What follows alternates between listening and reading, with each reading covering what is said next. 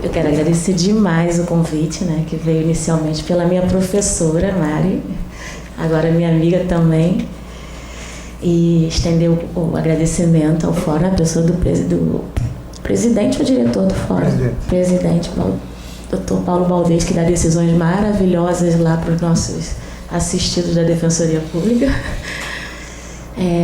Agradecer a honra de estar aqui também com o professor Juarez, com a minha colega Diana, quase uma irmã, né? Furtado. Isabel, obrigada pelo carinho. Confesso que eu fiquei com muito medo desde o início que recebi esse convite, porque quando eu senti, eu falei, eu já sei que eu sou minoria, não tem jeito. Eu vou rodar nessa mesa, mas tudo bem, vamos lá. Eu também sou defensora, né, como a Diana. Também sou uma mulher do crime, né? A minha trajetória vem do direito penal, do direito criminal. Também estudo criminologia. Também sou abolicionista. Olha que louco, né? A doutora Jorge não acreditou. Tenho várias tatuagens no corpo, fazendo uma ode à liberdade. E já tive muitas questões, já dediquei muitos momentos da minha terapia para essa questão, né? Trabalhei no sistema penitenciário, na vara criminal, no júri. Odeio a prisão, assim, tenho pavor da prisão. Tive até uma crise de depressão, fiquei 5 meses afastada da Defensoria Pública por causa da prisão. E decidi que ia sair da área penal por conta da prisão. Literalmente, foi quando eu fui estudar gênero e caí nas mãos da Mari. E olha só como é que são as coisas, né? Olha onde eu vim parar aqui na mesa defendendo o quê? A criminalização da LGBTfobia. Pois bem, por quê? Então, eu sou defensora pública. Atualmente eu estou, né, porque eu sou titular do Juizado de Violência Doméstica aqui da capital, em defesa da mulher vítima de violência doméstica. Mas eu estou afastada porque, por conta de uma especialização de gênero e direito que eu fiz nessa casa, na Emerge, e que eu tive o prazer de ser aluna da Mari, eu me dediquei a estudar o tema no meu trabalho final, ao tema das mulheres transexuais e travestis no cárcere. E aí eu me aprofundei na realidade da população LGBTI e acabei indo parar e sendo afastada da minha titularidade. Eu sou afastada para coordenar o núcleo de defesa da diversidade sexual da Defensoria Pública do Estado do Rio de Janeiro, no Diverses. Estou aqui quero até agradecer a presença da nossa psicóloga maravilhosa, Marina, que é a nossa psicóloga do núcleo, que faz um trabalho belíssimo. E está, inclusive, estudando também esse tema, né, a criminalização da população, da conduta. E também acabei me tornando, por isso que tem aí o cargo de presidenta, pela Defensoria Pública, a gente assumiu a presidência do Conselho Estadual LGBT do Estado do Rio de Janeiro. Mas eu confesso que eu não defendo hoje, eu já vou partir do princípio, já vou avisar logo, né, porque é óbvio, né, que eu tinha que ter um contraponto na mesa, e a Mari sabe que eu defendo, sim, a criminalização da LGBTfobia, mas eu não defendo porque eu me sinto obrigada, não. Tipo, eu não tem ninguém. Aquele cara que vai jogar no Flamengo e beija a camisa para poder, no fundo, né, tricolor, e beija só porque está no time, não. Eu depois de muita análise pessoal, né, com o meu terapeuta, e muito questionamento interno mesmo, eu entendi que devia sim defender a criminalização. Não é porque eu estou lá defendendo a população no núcleo, não. Eu realmente estou convicta, pessoalmente, de que a criminalização vai gerar uma vantagem. Assim, é importante para a pauta da população LGBT. Eu acho que isso vai trazer um avanço substancial na vida dessa população, né? E eu falo na terceira pessoa porque, apesar de abraçar essa causa com todo o meu amor, assim, eu realmente tenho um compromisso, assim, eu tenho uma relação afetiva com a causa. Talvez hoje seja a causa mais importante, assim, da minha vida. Assim, eu realmente me comprometo pessoalmente com isso. Eu não devo nem dizer isso, mas eu sempre falo, eu sou militante da causa, inclusive. Mas aqui eu estou institucionalmente, eu não estou como militante, né? Por isso que eu não posso dizer que eu sou militante. Então, vocês não contam para ninguém, mas eu sou militante. Mas eu estou aqui como defensora pública coordenadora. Então, por que eu acho, eu tenho convicção de que isso é importante para a causa? Eu começo aqui fazendo um questionamento, né? Eu sou uma mulher branca, né, cisgênera, porque eu não sou transgênera. Quem não é trans é cis, né? Ou seja, quando a gente nasce, o nosso sexo biológico, o médico vai lá e olha, assim, olha, se tem uma vagina é do sexo feminino, se tem um pênis é sexo masculino. Se a genital ela é ambígua, ela tem caracteres femininos e masculinos, é uma pessoa intersexual. Então, para quem não sabe, o I lá do LGBTI é do intersexual, que um dia a gente chamou de hermafrodita e não chama mais, porque é uma palavra preconceituosa. Então, aí, quem não sabe, o I é do intersexual. O antigo hermafrodita que ninguém mais vai falar, por favor, tá?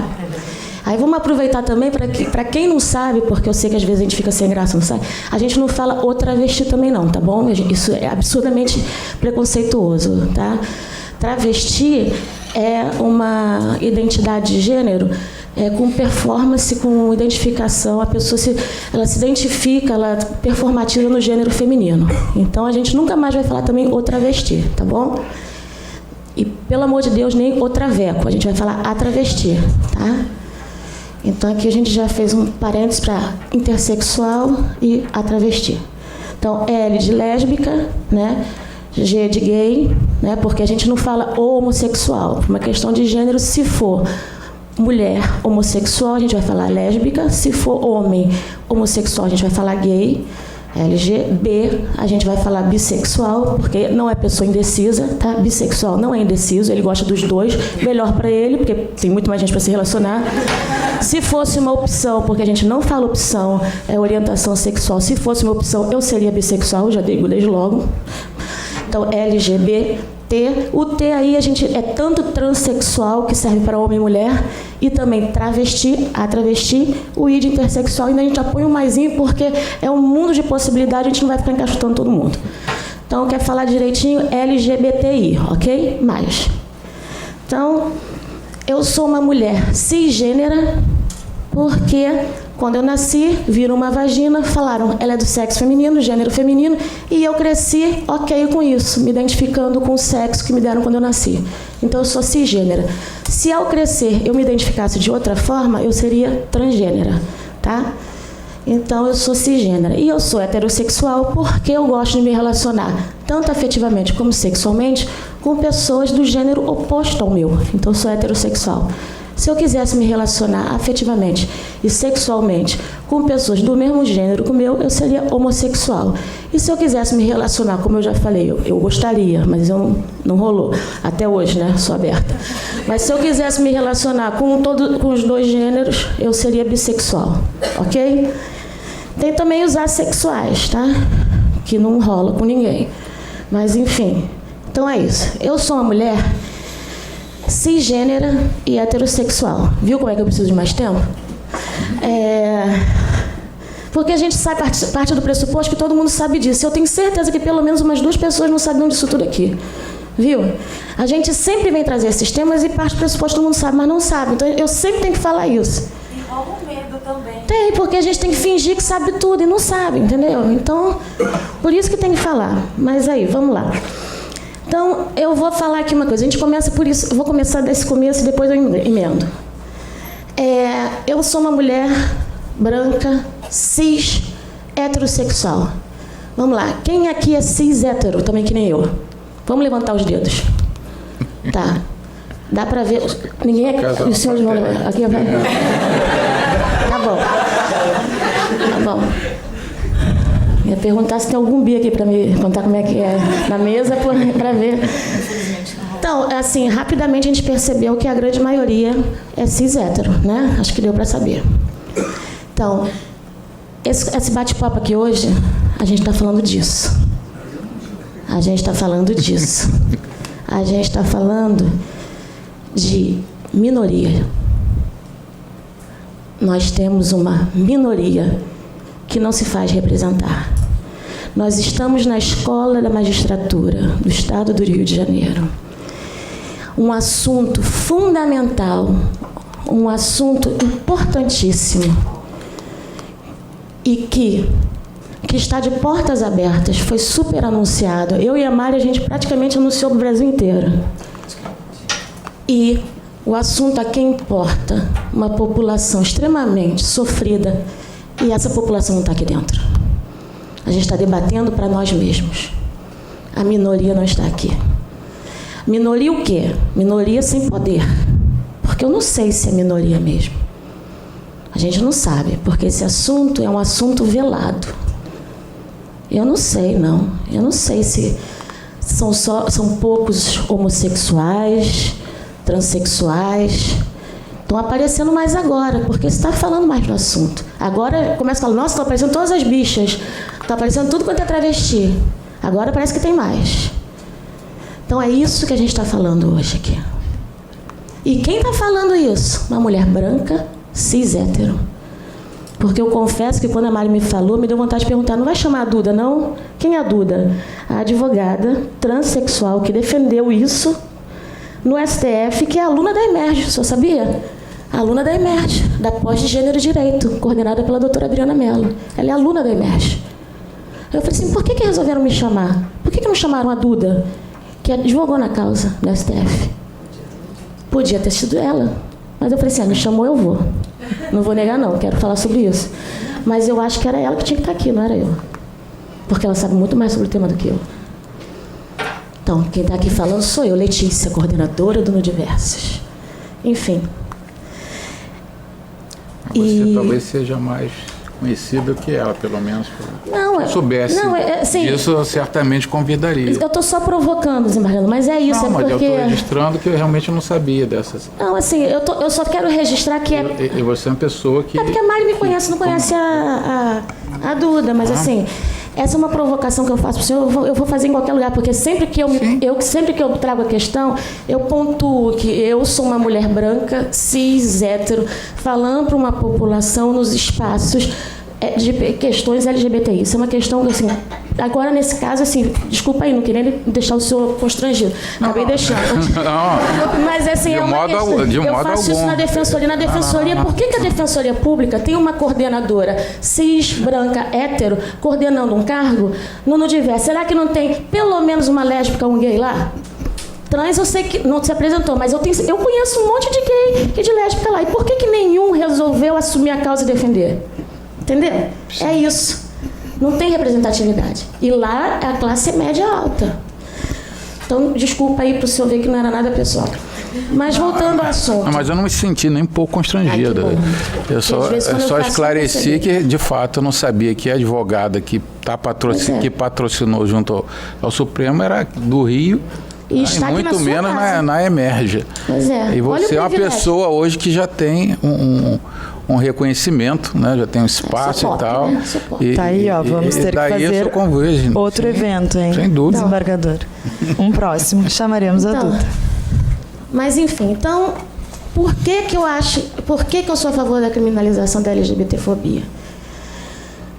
Os argumentos, assim, os contras já foram todos expostos e é lógico que quando eu me questionei sobre o tema, eles vieram na minha cabeça, né? Porque se eu trabalhei no crime a vida inteira, se eu saí do crime por causa da prisão que me fez mal pra caramba, é lógico que essas questões foram questões que eu discuti comigo, né? Mas a gente aprende também direito constitucional, e acho que foi até na época quando eu estudei Barroso, não sei, esse cara que está lá no STF agora, que também tem uma questão de que as normas parecem que são conflitantes, né, mas que não tem verdadeiramente conflito, que é uma questão de ponderação entre os direitos, né, que na verdade você tem que ponderar o que é mais importante, né.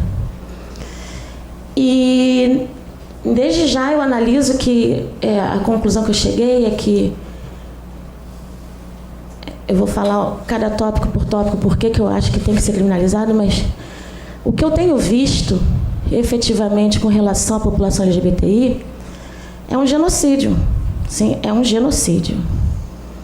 A gente está vendo a população LGBTI e do Brasil, porque quando a Mari fala que é o primeiro lugar, não é o primeiro lugar ali, ó, cabeça com cabeça, não. É o primeiro lugar disparado. Se eu não me engano, eu sou ruim de dados, assim, eu não costumo decorar, mas se eu não me engano, o segundo lugar do mundo é o México e a gente ganha, acho que o dobro. Se a gente for falar de população trans, então, tem uma associação que a gente lida aqui no Brasil que é maravilhosa, que é a ANTRA. Eu estava aqui anotando. A ANTRA, ano passado, foram 163 mortes. Né? E eu estava vendo aqui, enquanto você falava, prestando atenção, mas pesquisando, 60,5% das pessoas que morreram ano passado, tinham entre 17 e 29 anos. Das pessoas transexuais e travestis que morreram.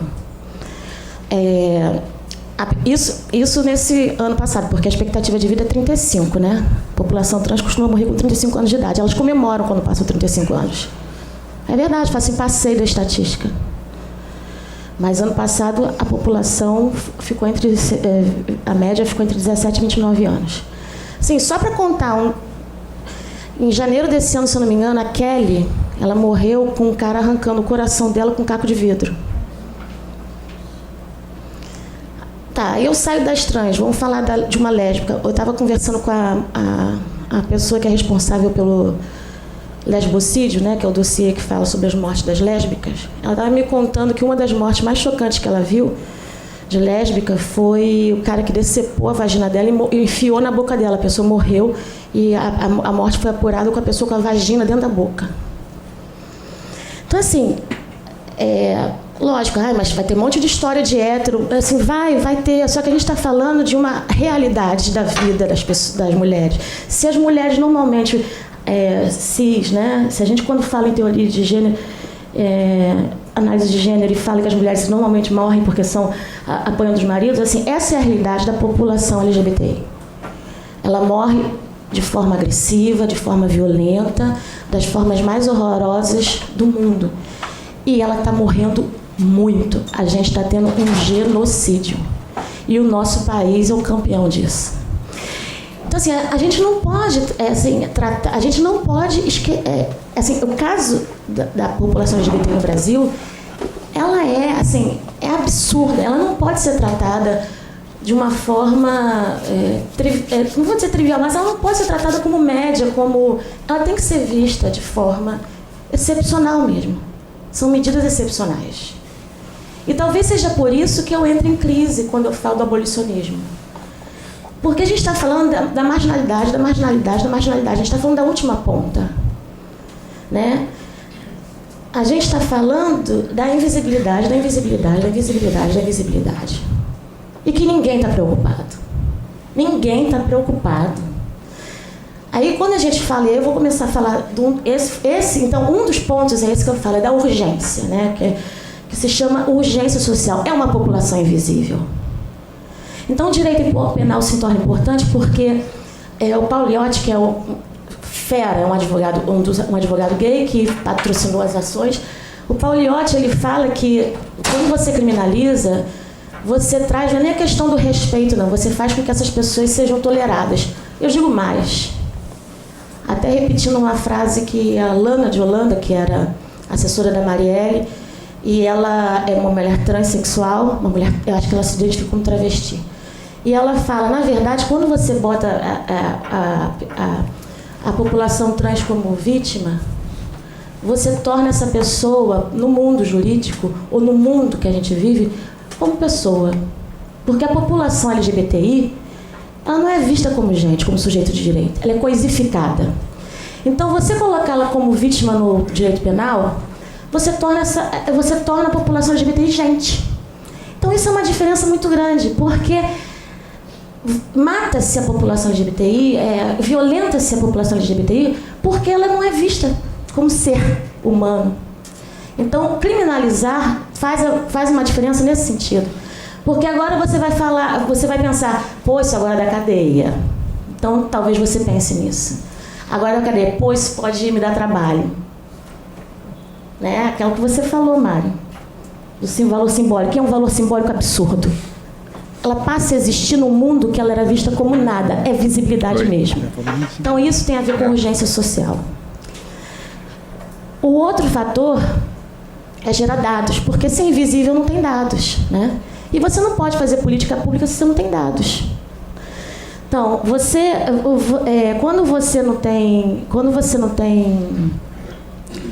você tem a criminalização, você de alguma forma vai estimular as pessoas que lidam com temas, autoridades, a reconhecer motivação. Então, essas pessoas começam a entrar no sistema, nos cadastros públicos.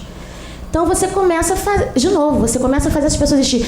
Tudo tem a ver com fazer com que essas pessoas existam. Existam nos bancos, nos cadastros, né? E quando as pessoas começam a existir, você começa a fazer políticas públicas. Né? Ano passado, o Estado do Rio de Janeiro fez a primeira vez o dossiê LGBT. Mas os dados são ínfimos, porque eles não tinham quase informação. Se fez, mas são ínfimos, a gente quase não tem informação. Quando a gente já tem mais... E aí falar, mas a mulher também é invisibilizada, por que não criminalizou? Mesmo a mulher que sofre violência, a situação passa ao longe a violência. Tanto é que o dossiê Mulher no Estado do Rio de Janeiro já existe há mais de 10 anos. Isso aqui foi uma dificuldade absurda. E sabe quem ajudou? Como é que eles fizeram os dados? Porque não é oficial. Foram as associações, porque a única pessoa que se importa com a população LGBTI é o próprio LGBTI. São os próprios LGBTI que comunicam um ao outro, que sentiram falta, porque nem a família se importa. Eu estava ouvindo uma vez uma discussão entre populações que sofrem discriminação, e uma diferença, não querendo graduar a diferença, porque são discriminações diferentes, mas uma coisa que me falaram a respeito foi que o negro, ele sofre absurdas discriminações, porque só de olhar a pessoa sofre discriminação porque ela já vê que ela é negra. O LGBTI não necessariamente sofre isso, então seria uma diferença. Mas, em compensação, a pessoa negra, normalmente ela nasce num ambiente negro e as pessoas são negras se relacionam. A pessoa LGBTI, e ela tem a pessoa negra normalmente tem um acolhimento dentro de casa. A pessoa LGBTI, ela começa a sofrer o preconceito dentro de casa, porque a família não aceita a pessoa LGBTI. E ela é expulsa de casa desde cedo. Então, essa seria uma diferença. Um outro argumento, então já falei na urgência social, na questão de gerar dados, um outro argumento seria, a favor da criminalização, seria a igualdade perante as outras condutas discriminatórias. Por que você tem um tratamento diferente? Se você tem hoje, na lei do racismo, né? Você tem prevista a criminalização em relação da etnia, da questão religiosa. Eu não sei de cor, eu sou horrível de cor. Preconceito de raça, cor, etnia, religião ou procedência nacional. Por que a orientação sexual, a identidade de gênero está num outro patamar? Você está dizendo, então, que as pessoas que têm uma orientação sexual, uma identidade de gênero, elas são menos cidadãos, elas são menos cidadãos de segunda e terceira categoria em relação a essas? Por que elas são menos? Por que elas não entraram aqui? Por que essas pessoas têm direito a uma proteção? Por que o preconceito em relação às essas pode ser criminalizado e as pessoas que têm identidade de gênero, orientação sexual e sofrem preconceito não devem ser? Não deve ser. Você está dando um tratamento diferente aqui. Bem, outro argumento é a questão da prevenção, que já foi falado. Sim, realmente, é fato. E eu mencionei rapidamente aqui agora. Quando você criminaliza, você dá uma sensação de maior prevenção. É ser humano, gente. A gente sente... de alguma forma, você causa um mau impacto na sensação de prevenção. Né? É o poder simbólico que a gente falou. Lei Maria da Penha. Bater em mulher agora da prisão, da cadeia. É mais ou menos a mesma coisa. Tá. E o outro tema que eu acho muito importante a gente abordar é a questão da morosidade do legislativo, da reserva legal. Né? Assim, não que eu ache, assim, eu no início eu estava um pouco confusa com relação a essa questão, que eu vou falar mais à frente, do racismo, que foi dado o conceito de racismo sociopolítico. Mas eu estudei bem e entendi perfeitamente o que o ministro Celso de Mello, né, com base no pedido... foi pedido, pedido do Pauliotti, foi feito, e agora eu estou tranquilíssima com relação a isso. Mas, então, essa questão que foi falada, que houve uma violação da reserva legal, para mim está muito claro. Eu vou comentar com vocês essa sustentação, por que eu entendo que não houve violação. E eu acho realmente que a interpretação, que não é malamparta, eu realmente acho, estou tranquila com isso. Isso tinha me gerado um pouquinho de incômodo, mas como eu aprofundei no estudo, eu estou tranquila com isso. Mas, antes de falar sobre essa questão da interpretação e tudo, acho importante a gente falar que se espera essa questão de que todo mundo, isso tem que vir pelo legislativo, independente de analisar se foi ou não interpretação extensiva, não sei o quê, malamparta, mas acho importante a gente falar que tem que ser pelo legislativo, a gente tem que esperar o legislativo vir e fazer uma lei em relação a isso. Vamos analisar mesmo o quadro. Já está chegando? Não, vou estar sabendo. Tá, não. 10. Tá bom. Não, tudo bem, já estou indo para o final. A gente tem uma Constituição que fez 30 anos, né? E há 30 anos lá nós temos dois incisos no artigo 5º que falam o seguinte: no 41, a lei punirá qualquer discriminação atentatória aos direitos e liberdades fundamentais. E no 42, a prática do racismo constitui crime inafiançável e imprescritível sujeito a pena de reclusão nos termos da lei. Eu acho que, eu tenho certeza, né? Não há dúvidas de que esse tipo de discriminação fere um direito e liberdade fundamental, né? Fere os direitos fundamentais da pessoa LGBTI. Essas condutas todas. Pois bem, são 30 anos que se passaram, né? Qual a conduta, qual a postura que o Legislativo tem mostrado em relação ao tema, né? A Marina, que eu comentei aqui, a psicóloga, ela falou, eu esqueci de ver, mas se eu não me engano, foram mais de 35 projetos de lei que já foram rejeitados em relação ao tema nesse sentido. Esse projeto de lei que eles disseram que agora está andando, ele é de 2006, ele já foi arquivado e desarquivado. E ele foi desarquivado agora no início do ano. Por que será? Né? Justamente para deter esse julgamento.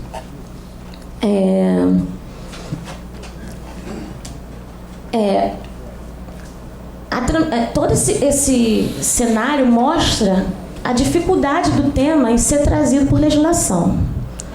Vamos além. Quem é que está no Congresso? Existe alguma vontade política do Congresso em fazer qualquer legislação em relação à população LGBTI ser aprovada? Ainda mais no quadro atual. A gente vê aí, quem é que representa a população LGBTI no Congresso? Qual é a representatividade? A gente consegue eleger? Eu me lembro do João Willis, que não está mais aqui. Por que será?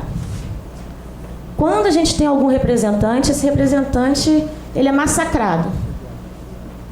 Né? Hoje massacrado, inclusive, pelo presidente da República. Né? Então, você vê que nesse momento, qualquer possibilidade de um projeto de lei hoje passar na Câmara para ser aprovado, não existe. E ainda que o fosse, ainda que ele andasse, como estão tentando fazer andar com esse agora, qual é a chance dele ser sancionado? Ainda tem isso. Se ele passar, será que ele vai ser sancionado? Então, quem é que os parlamentares que estão na Câmara, né, que estão no Congresso, eles refletem realmente os interesses dessa população, né? Aí eu me reporto aqui ao voto da Carmen Lúcia, que a colega mencionou. Ela falou exatamente, numa das partes ela falou isso, né? Quem define diferente, ela falou mais ou menos isso, né? Eu estou falando com as minhas palavras. Quem define diferente, a definição de diferente vem do poder, né? Quem está no poder. Então, essas pessoas que burlam o critério cis heteronormativo, né, são os diferentes. E o nosso status quo, né, a nossa legislação é cis heteronormativa. Então, esperar que depois de 30 anos que alguma proteção venha através do processo legislativo, sabe, é hipocrisia. É hipocrisia nossa. É uma hipocrisia social, é uma falta de compromisso nosso. Acreditar realmente, quem diz que acredita que a proteção a essa população virá pelo processo legislativo, me desculpa, está sendo hipócrita. A gente tem hoje a gente tem, eu esqueci agora a época, mas há anos existe um projeto na Câmara sobre a questão da qualificação da identidade de gênero, de autoria do Jean Willis e da Érica Cocai, e até hoje ele não passou. Precisou de uma decisão do STF para entender, para poder autorizar a requalificação civil. A gente não tem uma legislação federal protegendo o direito da população LGBTI. Tudo é através de normativa, de processo de judicial. E a gente vai continuar fingindo que vai vir através do processo legislativo? É falta de comprometimento social. É hipocrisia. É hipocrisia nossa.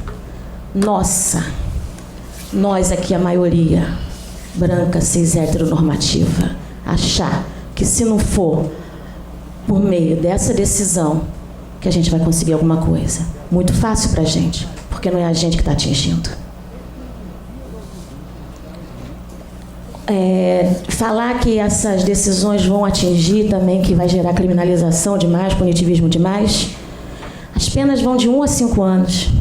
Isso não vai gerar superencarceramento, me desculpa, na prática. 1 a 5 anos, o encarceramento, a gente sabe que hoje é uma série de medidas penalizadoras. O impacto que isso vai gerar no cárcere, na prática, se gerar, vai ser mínimo.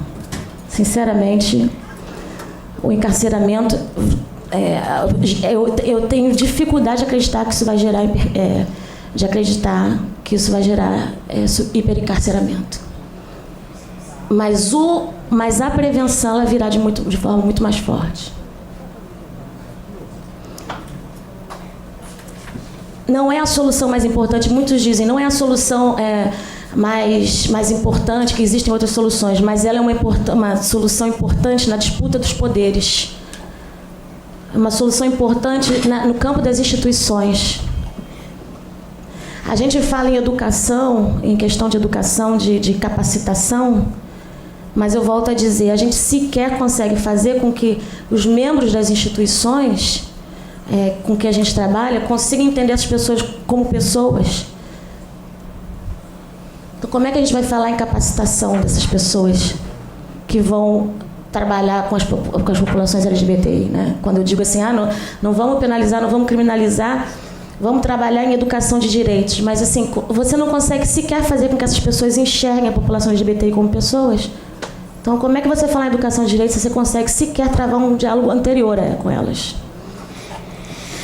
E, por fim, a questão do racismo na acepção político-social, o Celso Mello faz uma exposição brilhante sobre isso, né? Ele explica, porque tem um precedente de um habeas corpus que tratava sobre a questão, né, de um autor que fez uma obra com disposições antissemitas, né? Falava sobre questões antissemitas, falava mal dos judeus, né? Tinha conteúdo discriminatório, e isso na época chegou no STF habeas corpus 84424.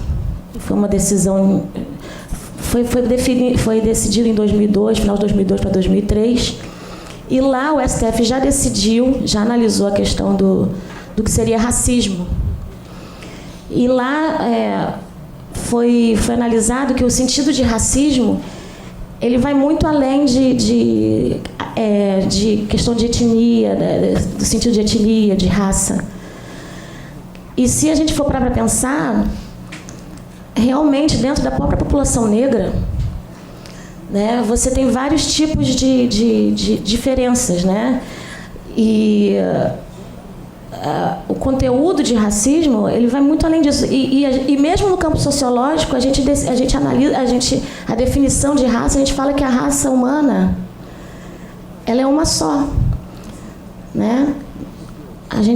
A definição é essa. Então, o sentido de racismo que é entendido, que vem sendo entendido, é que ela tem muito mais a ver com a opressão que se tem em relação a uma comunidade, a uma população, com a ideia de superioridade, de imprimir superioridades, de se imprimir, de tratar um povo com um grupamento cultural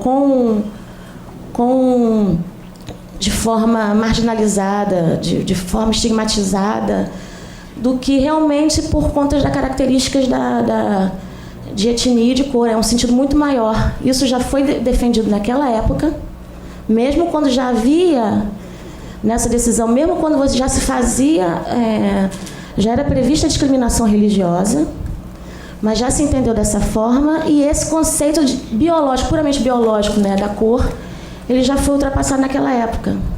Então aqui não se trata de falar apenas em ampliar o sentido, de fazer uma interpretação analógica Malamparte, ou então de se criar agora eu estou encerrando, essa é a minha última parte.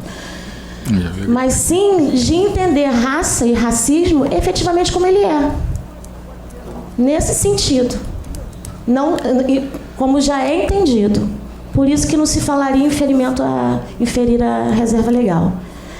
Eu estou concluindo então minha fala, agradecendo muito a oportunidade. Eu acho que o tema ele é difícil mesmo, ele foi difícil para mim.